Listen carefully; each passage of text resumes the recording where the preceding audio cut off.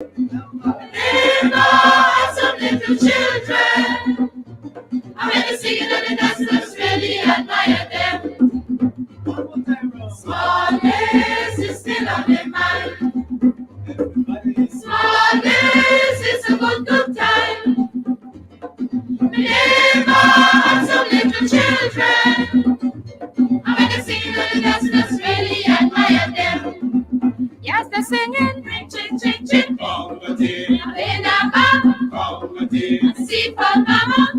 The 10 fat chickens. And ask you for one. And she won't give me one. You see that girl named Dorothy. She fat like a butter. And she maggot like a chow. Oh, small days is still on my mind. Small days is a good time. Never had some little children. I'm gonna sing it and that's really admire them. What they're singing? On your carpet, you must be like roses. All you need, bright and shining. You must be, and show me the one. Love the best. When I marry, I give you the ring. First the girls, second the boys. Sunday, Monday, afternoon. We will spend our honeymoon. Oh, small days is still on my mind. Small days is a good time. Neighbor, some little children. I'm ready singing on the dance, really admire them. Join the singing. Hold my house on fire. You'll not run away. He run for the police to get the water. He only fire down the escalator. Shoot, shoot, shoot. Escalator, shoot, shoot, shoot. And I wipes the lady face. The lady wipes the lady face. And she fell down, fell down. And she fell down, fell down. And she fell in the ocean too. Oh, small days is still on my mind. Small days is a good time. Neighbor, some little children. I'm really singing on the dancers, really admire them. Hear them singing? Children, children. Yes, mama. Where you been? Grandmama. What she give you? Bread and cheese. Where is mine? On the shelf. How we gonna get up? I'm on the chair. So what's it called? Peanut cake. Bad picnic. Peanut cake. Wicked picnic. Peanut cake. Oh, small days is still on the mind. Small days is a good time. Neighbor, some little children. I'm gonna sing it on the dance, really admire them.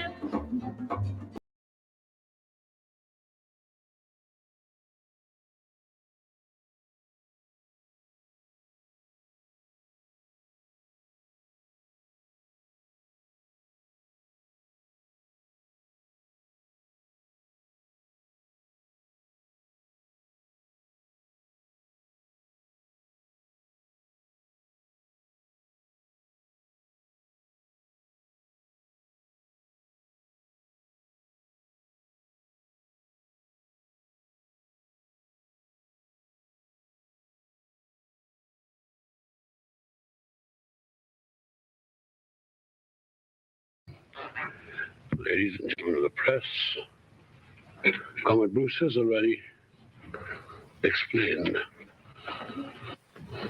the reason for my lateness.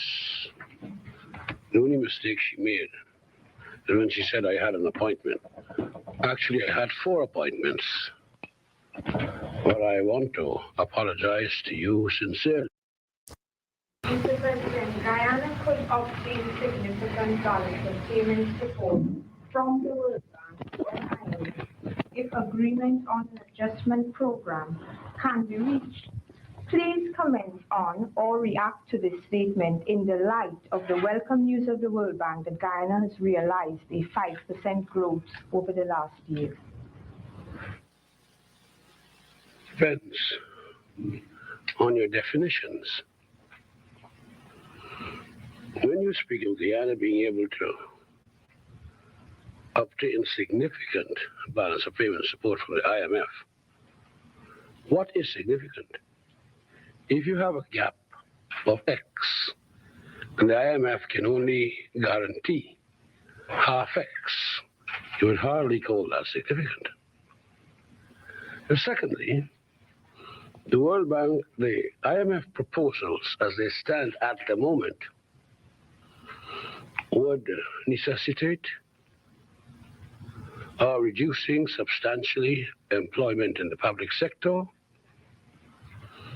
It would mean also removing subsidies from some very vital services or commodities. The IMF program, in fact, in our judgment, would bring about certain unwelcome social consequences, such as we have seen in the Dominican Republic, such as we've seen in many countries in South America. Now, as I understand it, the World Bank does not give funds in support of balance of payments.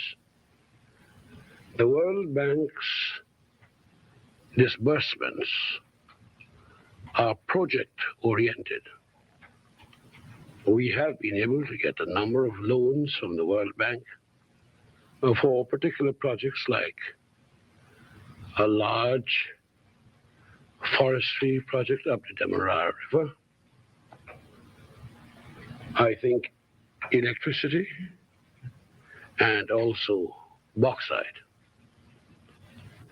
That we have shown, according to the World Bank statistics, a growth of 5% during 1984 is indicative of what we have been able to do without IMF support. Mr. Burnham. Starting to bring to this heads of government conference, and are you satisfied now that the discussions have finished? Well, there is only one particular issue which was of a Guyanese nature, which I brought to the conference, and that is the failure of many of the CARICOM territories to buy Guyana surplus sugar instead of buying Dominican Republic sugar. Otherwise, my concerns and issues, I would say, were regional.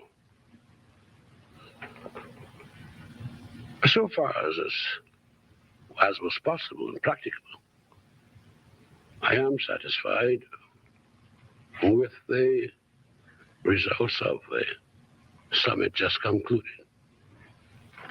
Mr. Burnham, the question of sugar. Many countries are saying that Guyana sugar is too expensive. It's something like 4 times the world price. Have these allegations been true? That's not an allegation. Your multiple may be wrong, but your principle is right. But you must understand the background to it. When Guyana in 1974 and 75 was getting 650 per ton, and those were not the wheat pound that we know today, Guyana agreed on a formula which led Guyana to sell sugar to Caribbean deficit countries at a much lower price. Our argument is that it's a give and take world. When we could get 650 pounds a ton, we sell it much cheaper to our CARICOM brothers. Now that the bottom has fallen out of the world market price, it is only fair that we get the same price, because we lost millions of pounds selling sugar at a lower price in 74 and 75. Sir, at a rough Time economically now, isn't it a bit difficult asking the CARICOM countries to take expensive sugar at a time like this? It is not expensive sugar. It is sugar which covers the cost of production. There are many Caribbean products which Guyana purchases, which are more expensive than their alternatives from other sources. Can you give any examples, sir? Steel from Trinidad, for instance. And it seems to me that the purpose of a common market, sell it cheap. And when the price of sugar is low, to have no market. And the price at which we contend our sugar should be bought, though there is some flexibility, is a price that was agreed. It is not a price imposed by Guyana. To what extent have you been able to get an undertaking from the OECS that they will, in fact, buy Guyana sugar? Pointed out that to purchase this sugar would provide a means of Guyana's liquidating, in part, its indebtedness to CMCF. Are you satisfied with that? You speak of it as an allusion. You know, in life and politics, as in mathematics, you have to accept the highest common factor. In the Caribbean, our report circulated that there's a security amendment bill that is causing much concern to some opposition groupings at home. Could you clarify the position on this security amendment bill? First of all, it is not a bill. It is now an act, having been passed by the Parliament and assented to by the President. But secondly, it is something that is provided for under the present Constitution and under all of the constitutions under which we have operated from the time I was in politics. Thirdly, it is only, it gives us, the government, power to do certain things in certain instances. It is also part of the paraphernalia of all states in the world, whether they be the Soviet Union or Poland or the United States, the United Kingdom. In fact, in the United Kingdom, you have a much harsher piece of legislation referred to as the Prevention of Terrorism Act. I should also like to remark that we used to reenact every year by resolution this particular piece of legislation. My colleagues advised me, and I accepted their advice, that rather than going to the House every year, let us put it permanently on the statute books, and it is permissive and not obligatory.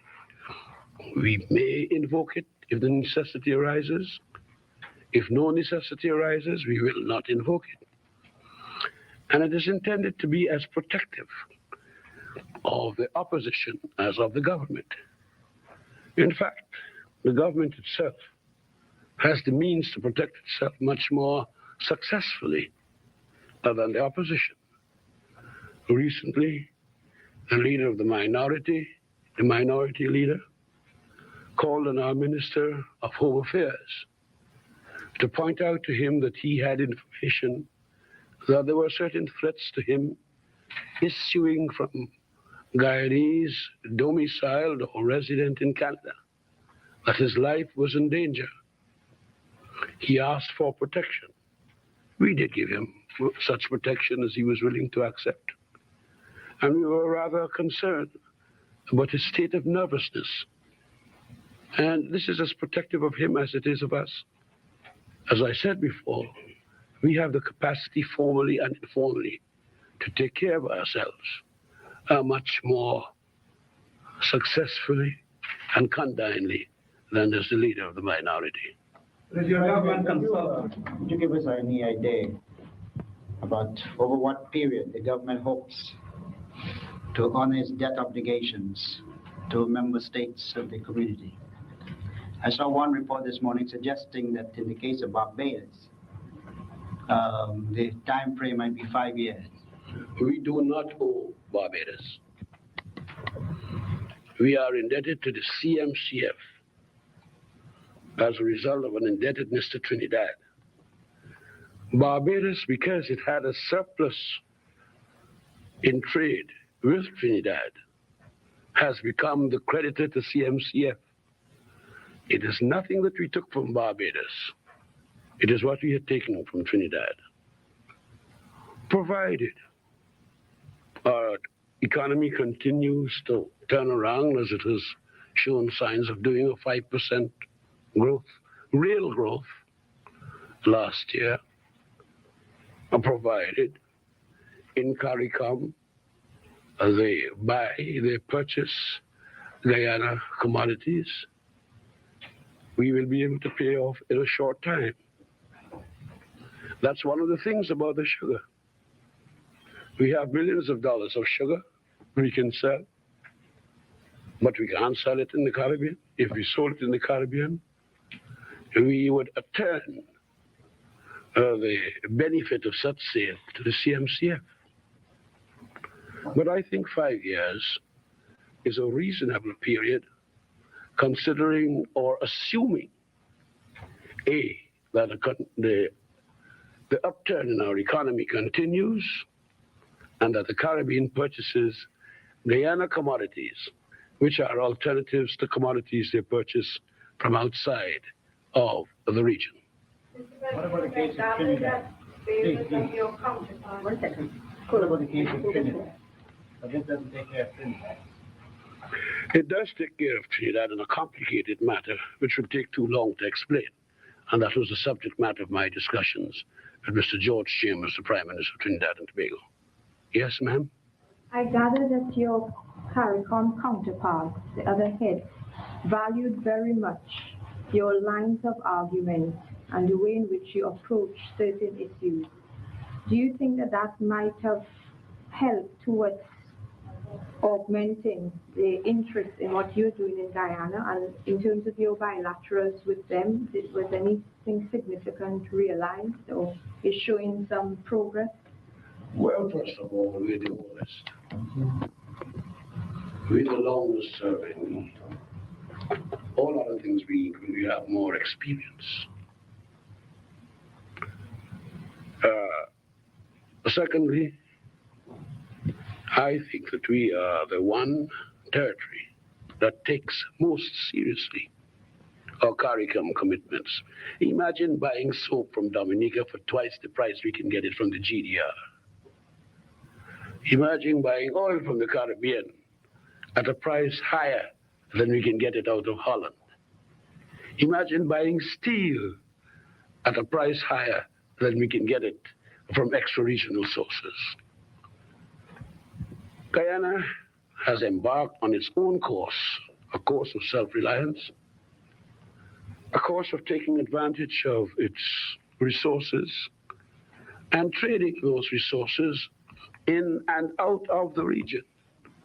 For instance, in exchange for rice and preserved tropical fruit, we get industrial equipment from the GDR, to give one example. We ask no one to adopt our tactics. We merely do our own thing. We honor our CARICOM commitments, and if there is anyone who feels what we are doing is worth looking at, well, we are very happy. But there must be something to what we're doing. When we modestly estimated our growth at 2%, and the World Bank, after a deeper study, estimated at 5% real growth. President, given the fact that you are importing certain commodities from certain OECD states at prices higher than you could get elsewhere, the fact that there seems to have been misintransigence on their part when it comes to buying your sugar, have you given them a timetable?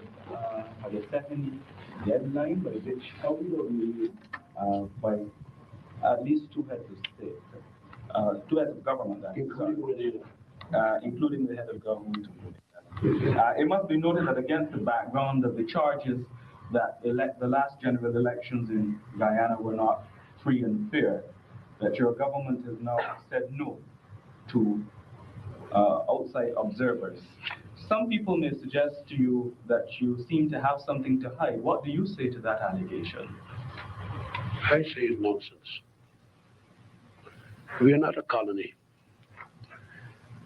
Does anyone think of sending to the United States to observe their elections when there are tales about ghosts voting in Cook County? Or when there were the allegations of fraud by former President Ford? Is a piece of impudence. We run Guyana. Let us settle our differences in Guyana. Lord Chitnis, I mean, and Lord Avery had better apply their efforts to matters which concern them. You see, there are some members of my opposition who remind me of a statement.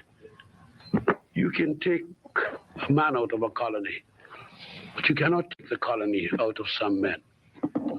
What authority has Chitnis, Avery, and the rest over Guyana?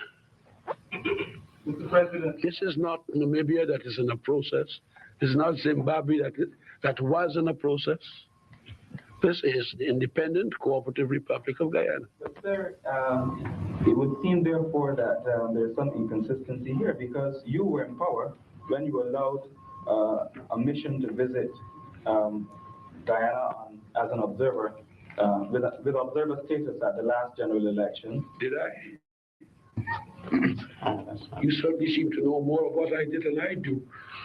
There are some people who do things in their sleep. Maybe I fall into that category.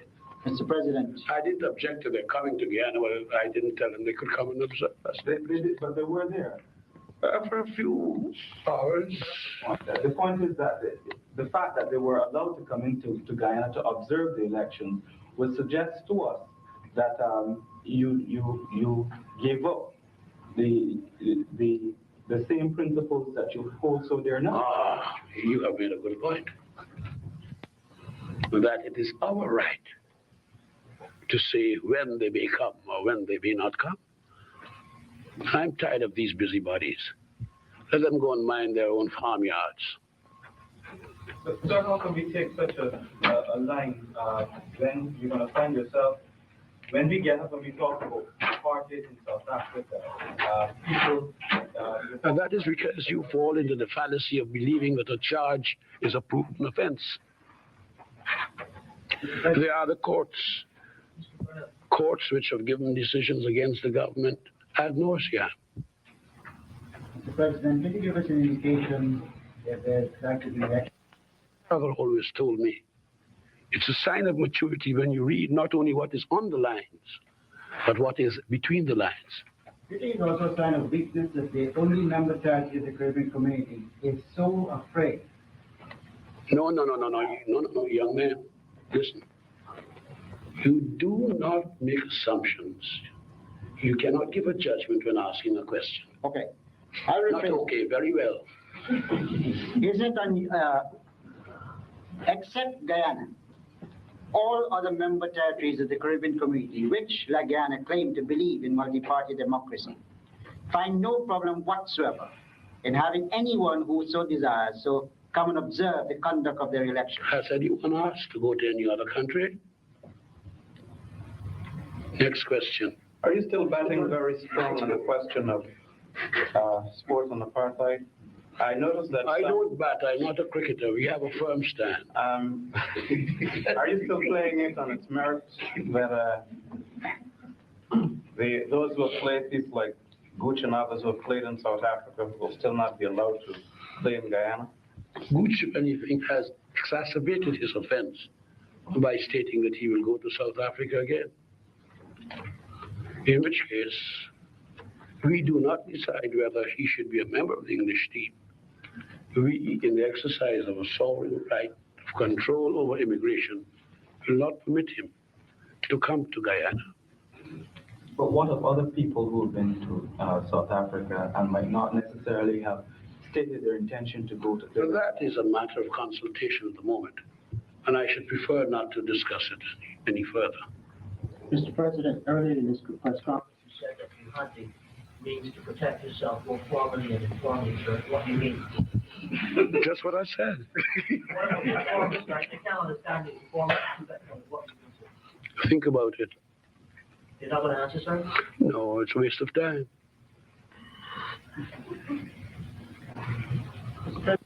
Years in the region and the integration movement. What would you say are the reasons that, it's still at this point where, a major agreement at this meeting was to implement things that were agreed to be implemented at the last meeting? Why has progress been so difficult? A number of reasons. The main reason is the economic crisis which has hit the region in common with other developing countries in the world. The second one is that the integration movement is still gathering momentum. You see, in the Caribbean, politics and economics have been centrifugal rather than centripetal, or rather centripetal in terms of the mother country or North America. I'll give you an example. We shipped by request pigeon peas to a certain Caribbean country. And the consignee said he couldn't sell them because the consumers said they didn't look like Florida peas. You have problems like that. And these all contribute to what may appear to be the slough of the integration movement. Was there a discussion, when the discussion comes up here of regional security systems, does that involve all the membership, or, because I know there are maneuvers planned by the U.S. military in the region in September that I presume Guyana will not be involved in, and several other members will not be involved in? I may be wrong, but my impression is that is a question that's exciting the mind of the OECS territories rather than the rest of the Caribbean. Guyana is not involved in it. In practice, academically, it is. Your question, and that will be favors in return for favors that I give them. Thank you and goodbye. The election is now over. A hard and at times bitter campaign has come to an end. On the results, the People's National Congress, in the interests of peace and stability in Guyana, has agreed with the support of the United Force to form the government. One of the more serious tasks facing us at this moment is the attainment of independence at the earliest point of time. One of the disturbing features of the election, which we have noted, is the apparent cleavage existing in our society, brought about by colonialism and 7 years of mismanagement and misrule. It has come to our knowledge that despite the years of disaster suffered by the people of this country, a large section of the electorate was persuaded against its best interests to vote for the party formerly in power as a result of the dishonest and opportunist propaganda that, unless that party was returned to power, those people would suffer. The new government, headed by me, intends to show by its actions in the immediate future, and indeed throughout its term of office, that this is not true. The problem of racial cleavage, racial antagonism, and distrust, which the last government allowed to develop during its term of office, is still with us. But our government recognizes this as a challenge which it intends to accept and which it is determined to overcome. My government considers that it is a matter of the greatest importance and the utmost urgency that an atmosphere of relaxation be established immediately. The reduction of tension, which is already apparent and which will become more pronounced with every passing day, when it is realized that not only are we intent on being fair and just, but also that we have at our disposal the means to carry out our intention, is merely the first fruits of our attainment of office. Enemies of this country would like to see racial division and antagonism continue. They will not have that satisfaction. The government recognizes that its duty is to rule in the interests of all the people of this country. It will dispel the fears of the apprehensive and confound the hopes of those who seek the destruction of this country. To be specific, this government holds that all the people of this country are equally important, whether they belong to a large group or to a small group. To us, the Amerindians are important. To us, the Chinese are important. To us, the Portuguese are important. To us, the Europeans are important. To us, the mixed races are important. To us, the Africans are important. To us, the Indians are important. In short, all Guyanese are important and valued members of our community, and we cherish them and consider that as a government, it is our duty and privilege to guard, protect, and further the real interests of all. It would appear that the would-be destroyers of this country have sought to convince our Indian citizens that they have cause to fear because of the removal of the former government.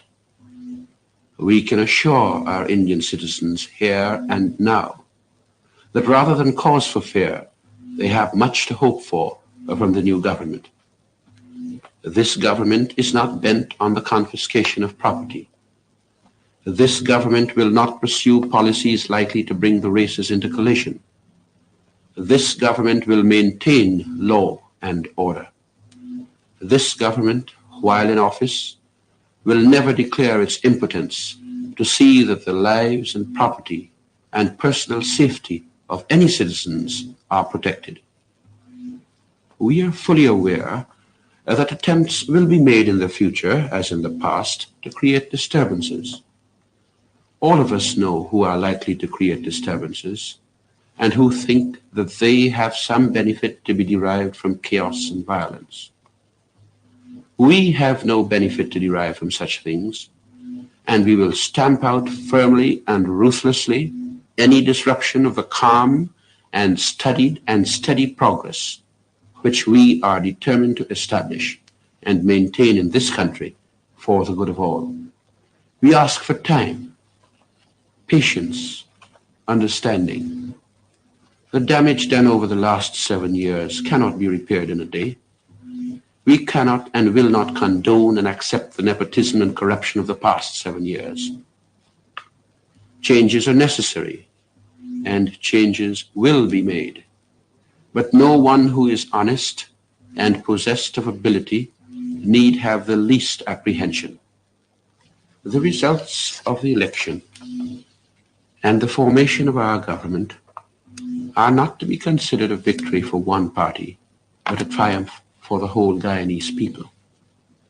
There is nothing to gloat over. Nobody is pantap. But all of us are, I am sure, sobered by the realization of how near we came to having our country destroyed, and how arduous were our endeavors to give this country the chance to live, to breathe, to survive. It has been reported to me that some established organizations have made representations to the British government about Guyanese affairs.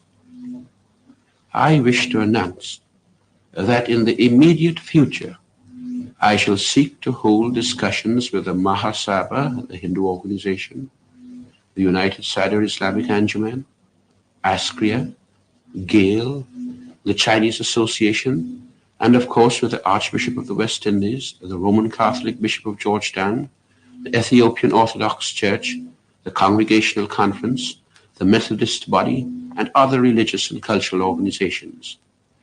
My purpose as Premier is to establish a consultative democracy.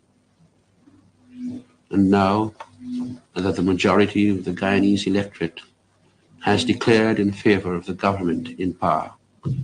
It is my wish that Guyanese in and out of the legislature, with malice towards none and goodwill towards all, will settle down to the engaging task of binding up the nation's wounds and charting a new course, a new road of peace and prosperity for Guyana.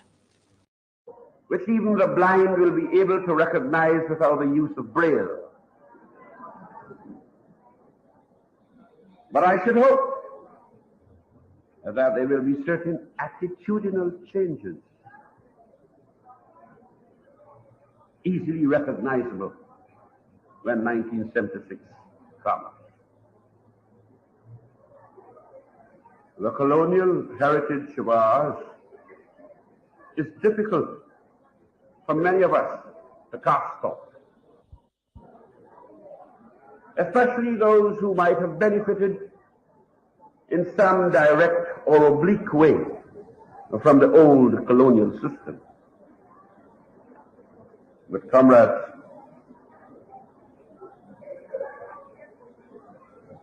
unless we are prepared as a people to reject the old colonial values and attitudes towards work and production and productivity, we will be doomed to continue in a new state of servitude. We may have our national anthem, we may have our flag, we may have our national motto, we may have the trappings of independence, but we would be lacking the heart of independence, the real independence, an independence which comes from a control of our economy and its resources, and the exploitation of our resources for the benefit of the people, and lifting the standard of living of the ordinary man, of the little man, of the masses. I had not intended to speak this long, because, as I told you, I had to be in Georgetown by 7. But I thought I should leave some of my thoughts with you, so that there would be no misconception or misunderstanding with respect to what government's plans are so far as education and training are concerned, and no misconception with respect to what we all are expected to contribute. And I take this opportunity where parents are present to speak. Because commerce is not the children, it's the parents. I have had an experience of a young girl who went to one of the premier, so it said, girls' schools, telling her parents when she had finished her A-levels that she wanted to do agriculture. And hearing that that young girl was told by her mother, "Did I educate you at Bishop's for you to be a farmer?" Forgetting, of course, that the Prime Minister's wife, who was a senior mistress at Bishop's, is a farmer. It's the parents, comrades. And many of us flatter ourselves and tell ourselves, oh, the children are awful, the children are this. But it's we, the adults, who are steeped in superstition and backwardness. And it's we who need emancipation. It is not difficult to persuade the young to embark upon changes. It's the parents who are usually the stumbling blocks. I speak to you as a fellow parent. But enough of that. You'll hear more of it from time to time. As the plan unfolds, you invite me to come and be with you. I was looking at this bill.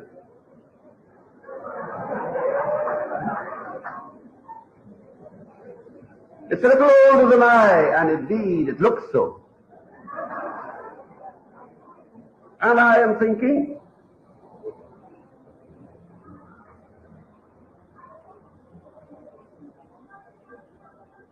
that the surroundings in which people, especially young people, are trained must, as far as possible, be as comfortable as possible and as attractive as possible. Of course, we're poor. We cannot build palaces for schools. But I think we can make this auditorium more attractive, and we can make it larger. You notice I didn't say government can. I said we can.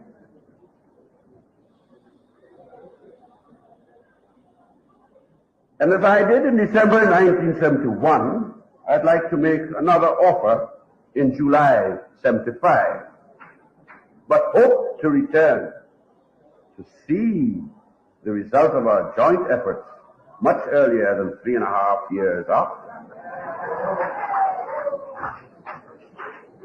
I'd like the principal and staff, the parent teachers associations, and all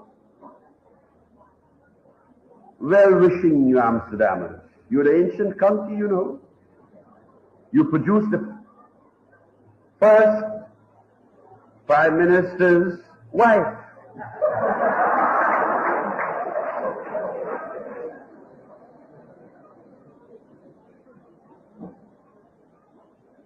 You produced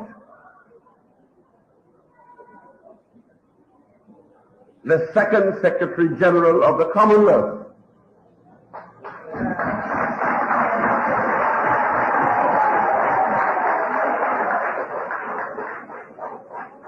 You produced the first Chancellor of the Judiciary.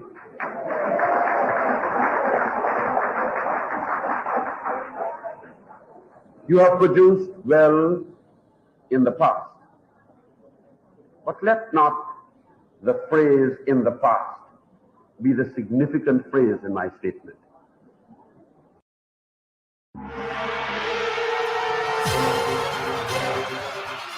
You shouldn't have.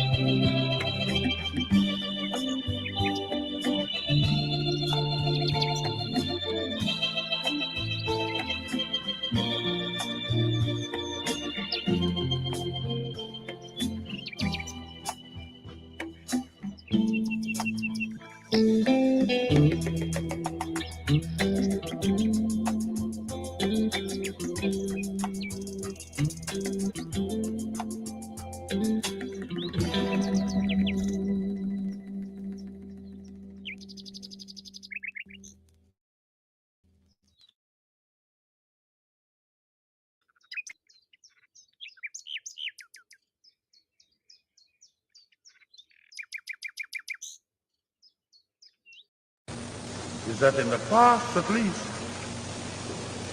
they tend to move one step ahead of the others.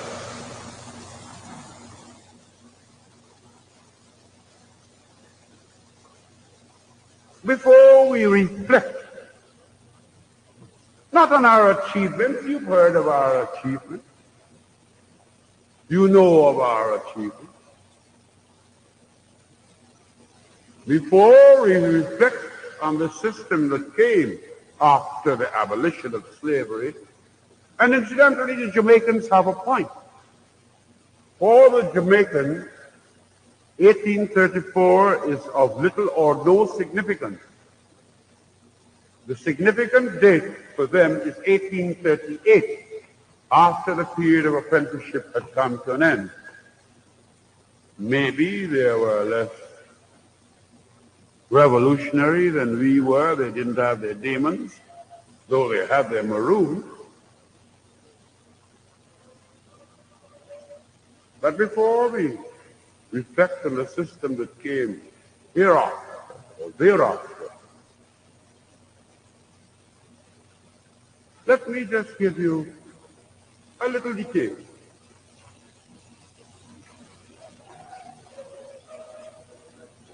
Towards the time of the abolition of slavery,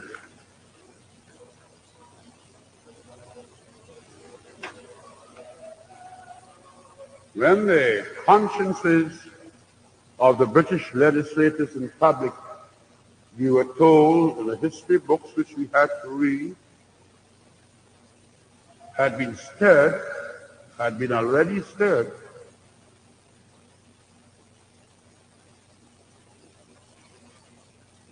in July the 9th, on July the 9th, 1821,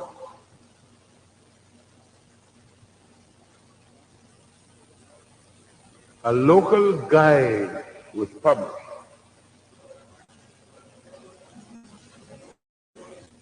reminding persons that no slave is permitted to walk after 8 at night.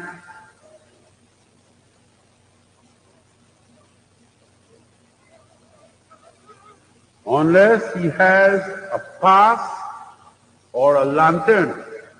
Must have a pass to show or a lantern to show his face, perhaps, otherwise his face was too dark to be seen at night.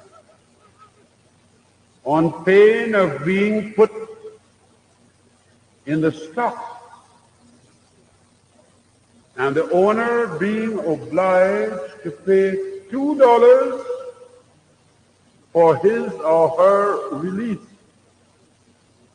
exclusive of the charge for boarding such slave. Now tell me, what's the difference between him and a hog? Or him and a goat? Or him and a jackal? Or him and a horse? The only difference is how much you pay, and perhaps when you look at 1521 and compare it with 1984, what with the valuation and the basket and all that sort of thing, $2 would be somewhat more than the $20 I understand you have to pay now. That was the slave who was brought here to be modified by the influence of Christianity. But in the stocks, if he walks at night after 8 without a pass or a lantern, they might have added that if he smiled, it would be all right.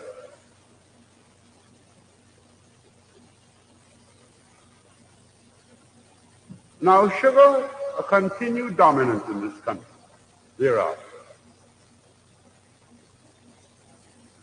In the case of the descendants of Africans who tended to be urbanized in the villages, the punishment for them was easy.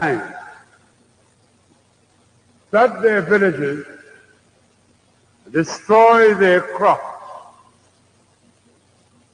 and force them into impecuniosity. In the case of the Indians, rule them with a heavy hand and ride them with whip and spur. Promise them a shilling a day when you are picking them up in India, but give them 4 shillings a day when you bring them to British Guyana. The Indians were human beings too. And there was strife starting from the 1840s right through and culminating in the 1948 resistance of Enmore, which we commemorate each year in June. If one is frightfully academic, one would be inclined to differentiate between slavery and indentured labor. But the conditions of living were hardly different. The disrespect for human dignity was identical. And a hair's breadth separated the economic potential of either group during this terrible period.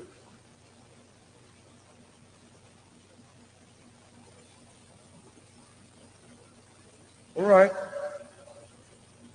By 1953, as a result of a national struggle, when it was recognized that the trade union movement alone was not capable of carrying the fight to the imperialists,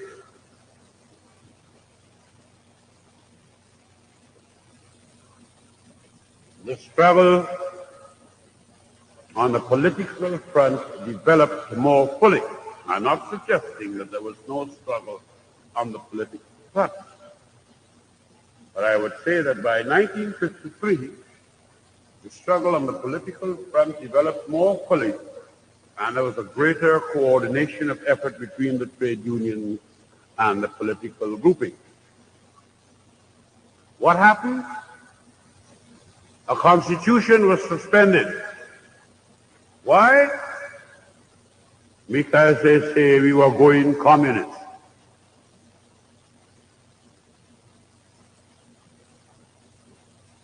Now, we are told that it is of the essence of democracy that the people should be permitted to choose the form of government which they want. But I am reminded of a certain head of state, not in the Caribbean, who called together the three persons who were to choose a vice chancellor of a particular university. And he said, gentlemen, you may choose anyone you like as vice chancellor, provided it's one of these two.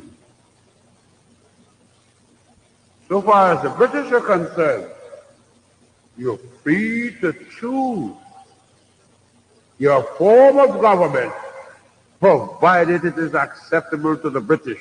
That was their philosophy in 1953. What is their present philosophy now? We shall see later.